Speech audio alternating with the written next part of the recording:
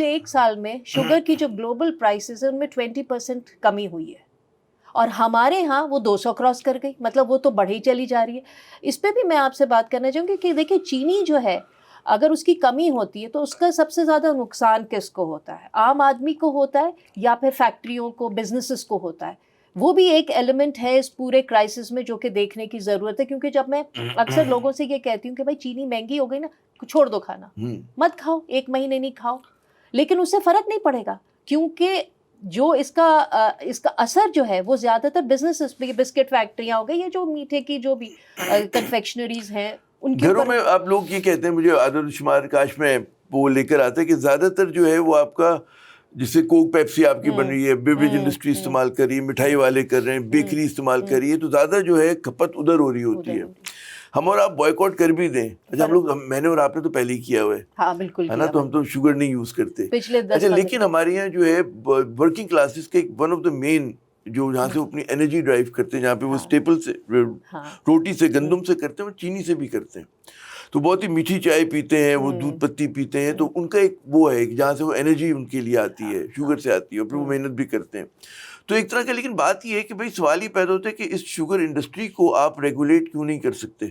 اور ظاہر ہے کہ یہ ڈی ریگولیشن کا دور ہے، تو کہیں گے جی ریگولیٹ نہیں کیا جا سکتا. لیکن اگر ایک کارٹلائزیشن ہو رہی ہے، ذخیرہ اندوزی ہو رہی ہے، کیونکہ آرٹیفیشلی آپ بوسٹ اپ کر رہے ہو نا. آپ یہ بھی کہہ رہے ہیں کہ جی ہماری یہ چینی کی کمی نہیں ہے، ہمیں امپورٹ کی ضرورت نہیں ہے. یہ بھی بعض حلقے کہہ رہے ہوں، بڑے سنجیدہ سیاستدان کہہ رہے ہیں جو کہ حکومت اتحاد سے جن کا تعلق ہے.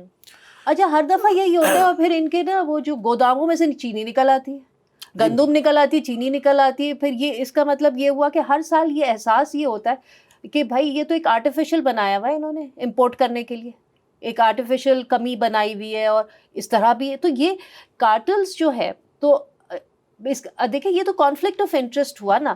کارٹل تو آپ اس وقت کہیں گے میرے حساب سے کہ اس کوئی پرائیویٹ گروپس ہیں، کوئی آدمی جس نے، یا کوئی شخص ہے جس نے ذاتی طور پہ بنا لیا، کہ انڈیویجول کے گرد گھومتا ہے.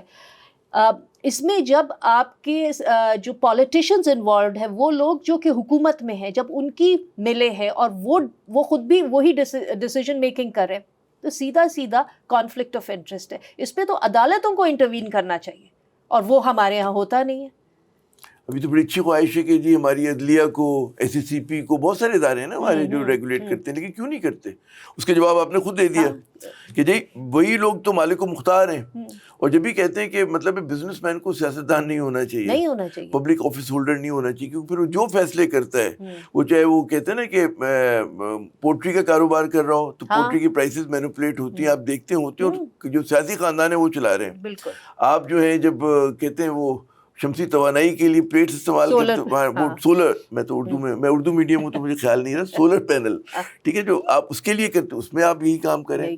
ہر چیز پہ جہاں پہ آپ دیکھیں کہ ایک انہولی الائنس ہے ہمارے ماشاءاللہ سیاستدانوں کا اور آپ کا یہ اس طرح کے دھندوں کا نا، جو 2 نمبر کے دھندے ہیں، تو خود انوالو ہیں. اور جب بھی آپ دیکھیں کہ پاکستان کی معیشت جو ہے دگرگوں ہو رہی ہے، بد سے بدتر ہو رہی ہے، عوام جو ہے ان کی مطلب ہے پرچیزنگ پاور گھٹ رہی ہے، وہ غریب ہو رہے ہیں، ہماری پاورٹی ریٹ اوپر جا رہا ہے. لیکن یہ جو ہمارے حکمران ہیں، اشرافیہ ہے، ان کے بارے کے نہیں آ رہے ہیں. ان کا مطلب چہروں کی سرخی، ان کے چہرے کی چمک ماشاءاللہ، اب وہ پتہ نہیں اصلی ہے کہ نہیں، وہ کاسمیٹکلی انہانسڈ ہے، جو بھی ہے پیسہ تو خرچ ہوتا ہے نا، یعنی کہ پیسہ ہے لٹانے کے لیے ان کے پاس نہیں. اور اوپر سے آپ وہ دیکھیے کہ ان کی ایروگنس یہ دیکھیے کہ یہ آ کے کہتے ہیں کہ جی پاکستان کی معاشی صورتحال بہتر ہوئی ہے، ہمارے پاس اتنا جی فورن ایکسچینج آ گیا، اتنا ریمیٹنس آ گیا، اور معیشت کے اشاریے جو ہے وہ بہتر ہو رہے ہیں. تو وہ کہاں بہتر ہوتے؟ عام آدمی کو تو نہیں مل رہا. یہ شہباز شریف صاحب کا بھی وہ ہر کچھ سے بات کہتے ہیں نا کہ ہم نے معیشت کو سنبھال لیا. تو بھائی کیسے سنبھالا؟ کہ آپ کہتے ہیں کہ جی مجھے نہیں پتا کیا اس کا جو کہتے ہیں نا پھل ہے معیشت سنبھلنے کا، وہ عوام سے تو بہت دور ہے.